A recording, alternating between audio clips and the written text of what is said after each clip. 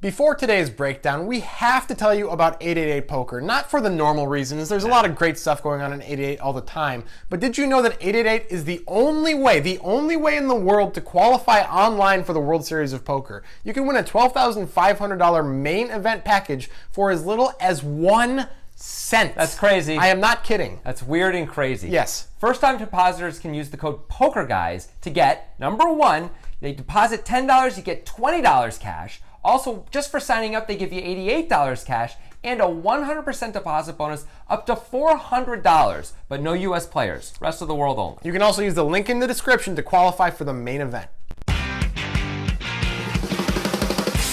We recently did a hand called The Most Confusing Hand Ever. That was my version of showing a question mark verbally, and I think I did a good job. Oh, I think you nailed it. I think it was wonderful. Anyway, it was because Jake Cody played in such a way that was correct, yet we still couldn't quite figure it out. It was correct for the instance. And Jake plays that way a lot, and another example is the hand we're going to show you today. It's Jake Cody against Max Silver. We're in the World Series of Poker main event Europe. Max is the chip leader, and Jake is not too far behind with 70 blinds effective. Man, this pot is just incredible. It's a weird hand, and it's really cool, and it was suggested on Twitter by Chris Riggins. If you have a suggestion for the breakdown, tweet at us, include a YouTube link. We are, as always, going to break this hand down as we go, so get yourself ready for some analysis. Action on Dermot Blaine with pocket sixes. Irishman raises it to 50,000. Mormon gives up his hand, as does Antonius, over to Jake Cody. Cody with ace-queen off.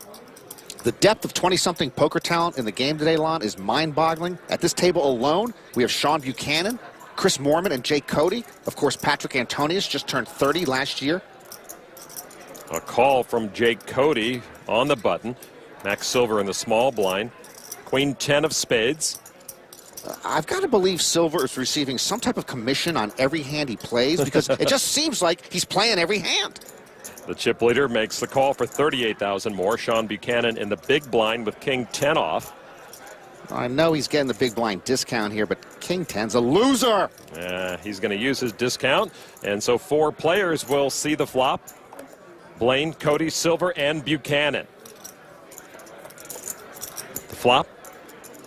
4-8 jack. The pocket sixes of Blaine weather the storm. Silver with a gut shot. Checks. Buchanan with no pair. And he checks as well. Dermot Blaine with the pocket sixes. No bet. Well, Blaine couldn't pull the trigger, but now in position, Jake Cody might take a stab at ending matters. Jake Cody with chips in hand does bet 85,000. Over now to the tournament chip leader, Max Silver. And it looks like Silver might put Cody on a steal. So he might try to end matters here with a check raise. He's certainly capable. Wow, he does have a lot of those red chips in hand. More than 85,000 to call. And you're right, Norman, a check raise to 205,000. This is a tough group to wrestle a pot away from. Buchanan folds. Dermot Blaine with the pocket sixes. There's a waste of 50K. Jake Cody now. Well, the best hand folded, so now it's a fair fight. And he makes the call for 120,000 more. Cody saying, you're just putting me on a steal, so you might not have anything, so I'll come along with ace high. Ah, the life of Jake Cody. Just a simple flick of the wrist here, ace queen high. Max Silver obviously has an over and a gut shot and a backdoor flush draw. It's an easy call for me. I'm Jake Cody, no problem. No problem at all. Yeah. What's going on here? How is Jake making this call? Why is Max raising? Why is all of this happening? It's a great question, and by the way, this whole hand is very challenging to analyze and figure out, but we're going to do our best. And to start, we got to rewind a bit, go back to when Max made his check raise on this flop. Jake Cody taking a shot, a little strange, but not crazy when it checks to him. It's a weird shot in a way because of the value of his hand. It seems like the type of hand that you're perfectly happy to check, but he's doing kind of a protection slash bluff type of bet. It's also a very small bet. It's a third of the pot, and that might have something to do with Max raising here. It might just also be that it's Jake Cody. Max knows Jake Cody's tendencies. Max is a very good player in his own right and decides this is a good hand to put in my check raising range. Although, even though Jake Cody's bet was small, Max Silver's check raise is relatively even smaller in a way. There's a lot going on here for sure. So when Max makes this check raise, let's remember Max is the chip leader of this entire tournament, and Jake is not too far behind with 70 blinds effective himself. So there's already a lot of threat going on. Believe it or not, Max is already essentially threatening Jake's stack, because if Max bets turn at a normal sizing, he can shove the river, effectively moving Jake in on the river very, very simply and easily. So both these players know this when Max makes this play. Right. That's number one. Number two, the other big thing to think about is there isn't that much real value Max is doing this with. Yeah, that's interesting from Jake's perspective. Yeah. Now, we get why Max might do this. You can see this is an easy opportunity for Jake once Dermot, the pre-flop raiser, decides to check here. Usually that's a give up, because four ways you're going to bet most of your value or your equity type hands. Yeah. So Jake thinks he's not much to worry about, so he's got to worry about the blinds. And Max thinks obviously a check raise, if Sean Buchanan gets in there and calls, Max is done, right? Yes. It's over. But he thinks Jake has just a wide range of stuff, and he's right, obviously. The question is, how wide, how inclusive is Max Silver's check raising range? Because the value side of it is pretty small. I mean, so we can say, like, it's not going to include ace-jack. No, probably not. He's not check raising another super deep player with ace-jack at this stage. It's not happening. But Jack 8 suited, he can have that. There's only 2 combos of Jack 8 suited. So that's not so great.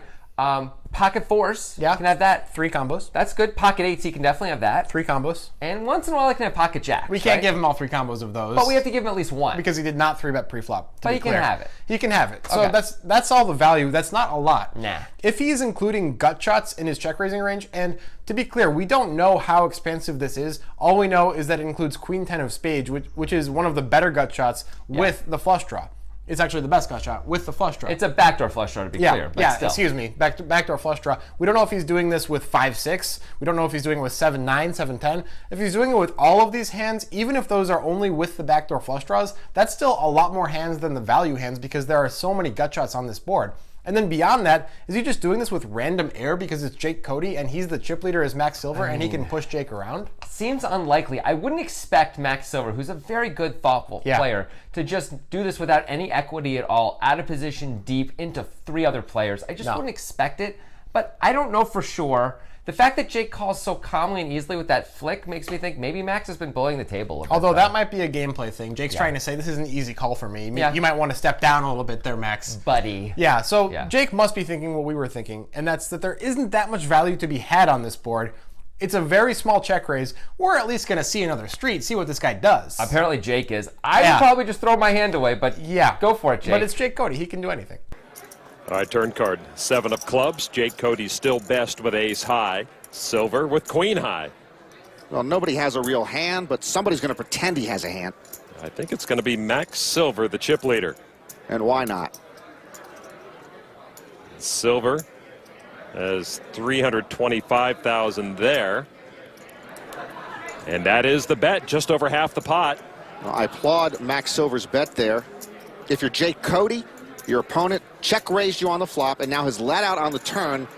I don't see how you can call here.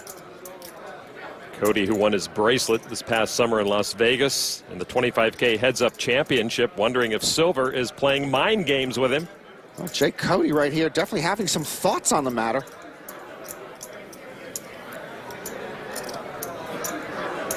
Queen 10, bet 325. Ace Queen has those chips cut out. And there is the call from Jake Cody. I have no idea what's going on out there, Lon. Norman Chad, I am with you. I don't know what the heck is going on in this hand. Right. Norman Chad says a lot of things. Some of them we don't agree with. I agree with this. What is going on? How is Jake making this call? This is crazy. This is really weird. It's not surprising that Max Silver is going to continue here with the hand that effectively has no real equity. Yes, it's got a gut shot. Yes, it's got an over. But we're just bluffing to try and end this hand right now. Absolutely. Sure, right? Jake has a lot of one-pair hands that would be very hard to continue with, and Max knows that, so it makes sense. So now is Jake, when Max makes this bet, which we completely understand, it's not much to analyze here. Max is just continuing his bluff. Yeah. The question is, how does Jake find this call? Well, I don't know if it's the right thing to do. I mean, like, let's look at all the gut shots. Okay. We're talking about the gut shots on the flop as a big part of Max Silver's check raising range. Almost every gut shot improved in one way or another. And also, by the way, the open-ender got there. Right. So, which we didn't even talk about, but certainly the open-ender is part of Max Silver's check raising range if the gut shots are. So all the straight draws except for 2 improved to now being ahead of Jake Cody. And the only two that aren't is Queen 10 and Queen 9. We can't believe, as Jake, that Max always has like all the Queen 10s he could ever have here. Probably, he might have all the Queen 10s off, but is he going to check raise all of them? Probably I doubt not. it. Is he going to have Queen 9 off? I doubt it. Probably not. So maybe just the Queen 9 suiteds now? There just aren't very many. And is he going to check raise all of those? Probably not. There's not really that many hands that are in this gut shot range that are all of the straight draws combined that we now are beating, and he's not usually going to play those this way. So let's take a look at some of the other gut shots. Okay. 5-6, that's a straight now. That's a good hand. 7-9, that's a pair now. Yeah. 7-10, that's a pair now. 9-10, the open ender, is now the nuts. One of the big questions that Jake must be sure he's right about is that if Max had a hand like 7-9 or 7-10 and made a pair, that he would not bet this turn with, now that he has showdown value, right? That he would check instead. And so when Max bets again, Max is actually repping, again, a very thin value range. Would Max continue with a hand like Jack 8? Sometimes. Maybe. I mean, sometimes. But that 7 is actually good for Jake's hand, too. Right, Jake could easily have 9-10 himself. So Jake must be thinking, wouldn't Max be afraid that I just made the nuts here? Why is Max betting into me now? Now, Max could have the nuts himself. Absolutely. Max could have a set and just be saying, screw it. Max could have 5-6 and be saying, I'm just getting in with him anyway. Of course. These are all fine hands to do it with. But maybe Max is checking Jack 8 sometimes. Maybe Max is just giving up anytime he has one pair sometimes. That has to be part of Jake's thinking that, okay, Max has all of these big flopped value hands in his range, but would he continue those on this card? Right. Maybe sometimes, but not all the time. But I don't know. All of the then we have to have on top of that he doesn't continue when he pairs his 7 with all of the 7 gut shots. Yeah. So I don't know. It's like it seems like so much. It does seem like a lot. Okay, there are other possible explanations. Okay, let's hear it. So one of them, Max is the chip leader in this entire tournament, right? This is the World Series of Europe main event, right? It is, right? Yes, it is. Just making Absolutely. sure. No one seemed to agree with me there. So Max maybe has just been bullying the table like crazy. Yeah. Maybe he's been going insane, pushing people around, check raising left and right. Yeah. Everyone just keeps folding. And Jake is making a stand. He's drawing a line in the sand and saying, I will not allow anyone to cross this line. Right, yeah, maybe Max has his king 10 suited, his king deuce suited, his king queen offsuits. Maybe he has all of those hands. If we can include all of those, that makes more sense from Jake's perspective. That's better. Another thing, check this out. Check out the way that Jake is looking at Max's hand as he releases his bet. He's not looking at Max's face. But what is it that Doyle Brunson says in his book? You always like to bring this up. I do. Doyle says when they have the nuts, they bet differently, and you can tell. Right. So maybe Jake is really good at seeing what Doyle used to see, or probably still sees. When people release the chips in a certain way, it tells you something. Sometimes you just know a guy's comfortable or is not comfortable, and maybe Jake is an expert at reading those tells and sees in the way that Max releases his chips that Max is not comfortable. Right, so maybe Jake was actually going to fold a lot here, but as he watches Max put the chips in the pot, he thinks Max is not happy and does not want me to call, so I call. The question then, though, still we have to go back to, is he betting his 7s now? Right. Because he wouldn't be comfortable if he was betting 7-9 or 7-10, so you would get the same read and still be behind. So you have to be pretty sure about that gameplay element. Right. On top of that, it's really a lot. It's a lot to be sure of in order to make this call, but he's special. He's Jake Cody. And he's right. Yes, he is. So let's see what happens on the river. And I already scratched Cody off my home game list. I'm going to scratch him off again. What the heck? River card is a queen, which pairs both players. Yeah, I have no idea how Jake Cody made that call on the turn line. It was for more than 20% of his stack. So Cody best with that ace kicker. Max Silver checks. And now I have no idea what Jake's going to do. On the turn, I thought it was more likely that he would bluff shove than just call. Now he's got a hand that might be worth betting. He's river top pair. Well, they both bet when they had not made a hand, and now Silver checks when he makes the queen on the river. And Cody checks back. Silver shows his queen. He's proud of that. Cody a little slow to turn over the winner. It's kind of anticlimactic when the queen comes. That's too bad. We would love to have seen a brick hit the river and Max move in and just see what Jake does. See if he's really looking at that hand. See if he really figures it out, It's too bad. It would have been one of the most legendary hands of all time if that happened. Instead, it's still an extraordinary hand. We just have this anticlimactic river. What are you going to do? Yeah. We can't have it all, I guess, apparently. Still, I'm really interested in the whole gameplay. It's amazing. Yeah, for sure. Now, we've done another great hand, which Grant referred to at the beginning, of Jake Cody's called Most Confusing Hand Ever. You may recall Grant saying that. So if you want to check that out, it's great. It's amazing. Click right up here. And you know what? As always, we're going to respond to our favorite comments on this video. So go ahead and click right up there if there's something up there. If there's nothing up there, it's coming soon. And then we'll respond to those up there. You may also be thinking, I like this video, but I feel they didn't go into enough detail. Right. I want to know more. Why didn't they talk more about ranges on the turn? Come on. Yeah. Well, guess what? We did. We did it. We just didn't do it here on this video. We did it in our podcast. Got to check that out. Of course, it's called The Breakdown, presented by the Poker Guys. You can find it on any podcast app or anywhere else for sure. And of course, if you like this video, make sure you subscribe to our YouTube channel.